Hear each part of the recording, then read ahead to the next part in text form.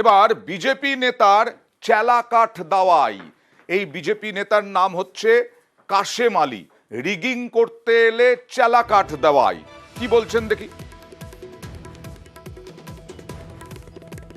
কিন্তু দিদির পুলিশ থাকবে না, দিল্লি থেকে দাদার পুলিশ আসবে, নির্বাচন হবে, মানুষ পদ্ম ফুলে ভোট দেবে। যারা ভাবছেন যে হুমকি চুমকি দিয়ে একটু মস্তানি করে রিগিং করে ছাপ্পা করে ভোটে জিতবো বাবা, এটা পঞ্চায়েত নির্বাচন নয়। তৃণমূলের নেতারা যদি হুমকি চুমকি দেয়, আপনাদের ভোট দিতে বাধা দেয়, মনে রাখবেন আপনাদের বাড়িতে ঝাড়ু বা ঝেঁটা আছে, আর অজন্তা মুগুর মার্কা চপ্পল রাখবেন, পিটিয়ে বিদায় করবেন। এবারে নির্বাচনে চোখের জল দেখতে চাই না, চোখ দিয়ে আগুন জ্বালাতে হবে। এই চোরদের একবার হারাতে হবে। যে প্রতিবাদ রেখা করেছিল, ওই প্রতিবাদ পাদুরিয়ার মায়েদের করতে হবে এবং 1 তারিখে করতে হবে। না না, মানুষ ভোট না দিতে পারলে প্রতিরোধ তৈরি করবে। প্রতিরোধে প্রয়োজন হলে লাঠি ঝেঁটা সমস্ত সব কিছু তুলে নেবে।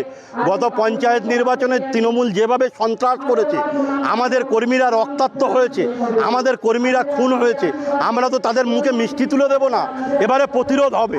প্রয়োজন হলে তৃণমূলে যারা রিগিং করতে আসবে পোস্টারে বেঁধে মানুষকে বলবো চেলা কাঠ দিয়ে ধোলাই হবে।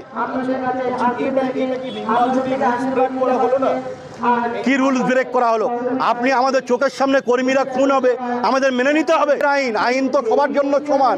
যখন সন্দেশখালীতে সাজানো অত্যাচার করছিল, কোথায় ছিল পুলিশ, কোথায় ছিল প্রশাসন? তার মানে তিনি মঞ্চে যা বললেন তাতেই অনড় থাকলেন। সাংবাদিকদের প্রশ্নের উত্তরে রেখা পাত্রর সমর্থনে তার সভা ছিল। কাশেম আলী, কথা বলবো প্রতিনিধি জিয়াউলের সঙ্গে। এই কাশেম আলী কে এবং তাকে নিয়ে এখন বিজেপি বা তৃণমূলের কি তরজা চলছে? দেখো, উত্তর 24 পরগনা জেলা সংখ্যালঘু সেলের বিজেপি নেতা এই কাশেম আলী একেবারে স্পষ্ট করে জানিয়ে দেন তিনি রেখা পাত্রের সমর্থনে বাদুড়ার একটি প্রচার সভায় ছিলেন। তিনি তখন মঞ্চে বলছিলেন যে ভোট লুট করতে আসলে তৃণমূলের গুন্ডারা তাদেরকে প্রথমে পোস্টে বেঁধে রাখা, তারপরে চেলাকাঠ দিয়ে বেধড়ক মারধর, গণধোলাইয়ের হুঁশিয়ারি দিলেন এবং এটাও বললেন যে এলাকার মহিলারা তারা চপ্পল ঝাঁটা নিয়ে তৈরি থাকুন, যদি কেউ রিগিং করতে আসে তাকে তাহলে চপ্পল ঝাঁটা নিয়েও মারধরের নিদান দিলেন।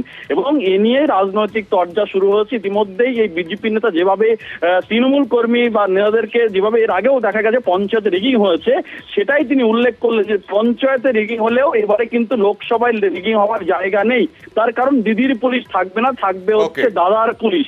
এবং তিনি নিদান দিলেন। এবং অন্যদিকে শাসক দলের অভিযোগ যে তিনি বিজেপির পায়ের তলায় মাটি সরে গেছে, তাই ভুলভাল বকে এলাকা গরম করছে, এমনটাও তারা শাসক দলের পক্ষ থেকে বলা হয়েছে। ধন্যবাদ। রেখা পাত্রের উপস্থিতিতেই তিনি সরব হলেন, এইভাবে হুঁশিয়ারি দিলেন, হুমকি দিলেন। রেখা পাত্র কি বললেন?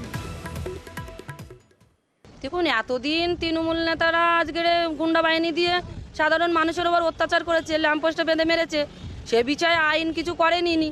আর আজকে সাধারণ মানুষ যদি সম্মানের লড়াইয়ে আজকে যদি বুধে বুধে ঝাঁটা জুতো লাঠি নিয়ে যদি হাজির হয়নি ওনাদের ভয়ে, তাহলে এতে আইন কাজ করবে কেন, কিসের জন্য করবে? আমার প্রশ্ন থাকছে, এই রাজ্যের পুলিশ যখন আমাদের প্রয়োজনে ছিলেন তখন আমাদের প্রয়োজন লাগেনি, এখন রাজ্যের পুলিশ আমাদের প্রয়োজনে কিসের জন্য হস্তক্ষেপ করবে? আর করলেও সাধারণ মানুষের জন্য করুক, সেটাই আমাদের, ওনাদের জন্যও ভালো, আমাদের জন্যও ভালো। প্রতিরোধ করতে প্রতিরোধের মধ্যে ব্যবস্থা নেবেন অবশ্যই, কিন্তু ওনাদের মতো অতটা নিচে নামবেন না আমার মা বোনেরা। অর্থাৎ কাশেম আলীর বক্তব্যকেই সমর্থন করলেন রেখা পাত্র, বসিরহাটের বিজেপি প্রার্থী। আর তৃণমূল আক্রমণ করছে বিজেপিকে, বিজেপি মস্তানির রাজনীতি করে। জিনিস জানে, ওর পায়ের তলায় মাটি সরে যাচ্ছে দিন দিন, যত দিন আসে ভোট আগিয়ে আসে ওদের পায়ের তলায় মাটি সরে যাচ্ছে। ও তো এই মোস্তানি রাজনীতিটাই করে, ওরা মোস্তানি কথাবার্তা দেখবে। শুভেন্দু অধিকারী কথা বলে দেখেন, বক্তব্য রাখে মোস্তানি। মমতা বন্দ্যোপাধ্যায়ের সঙ্গে মানুষ আছে, মানুষ থাকবে, আর উন্নয়নের মানুষ ভোট দেবে, উন্নয়নে ভোট দেবে। আর হাই সাহেবের নাম যখনই মমতা বন্দ্যোপাধ্যায় ব্রিগেডে ডিক্লেয়ার দিয়ে দিয়েছে তখনই হাই সাহেব জিতে গেছে। কারণ হাই সাহেব যখন 9-এ দাঁড়িয়েছিল, সে উন্নয়ন প্রত্যেক অঞ্চলে প্রত্যেক বুথে বুথে দাঁড়িয়েছে। এটাই বিজেপি ভয় পাচ্ছে, তার জন্যই এইসব হুমকি দুমকি দিয়েছে। হুমকি দুমকি খাটবে না, মানুষ রেজাল্ট 4 তারিখই দেখিয়ে দেবে।